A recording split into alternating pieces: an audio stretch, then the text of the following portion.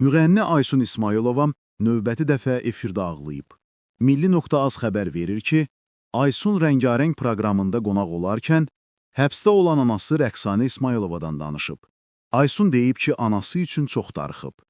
Anam yanımda olmayanda anladım ki, dost yoxdur. Buradan anama demək istəyirəm ki, sənin də fəxr edirəm, səni sevirəm. Nə yaxşı ki, mənim anamsan. Dünyaya bir də gəlsəm, sənin kimi mərd qadının övladı olmaq istəyərdim.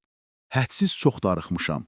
İndi burada olsa sevincdən qışqırardım, doyunca qucaqlayardım. Bir müddət yanında olardım. Gecə onunla yatıb, səhər onunla oyanardım.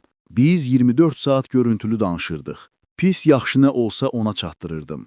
Hərdən yaxşı bir xəbər olur, zəng etmək istəyirəm. Amma yığmağa yer yoxdur. Telefonları məndədir.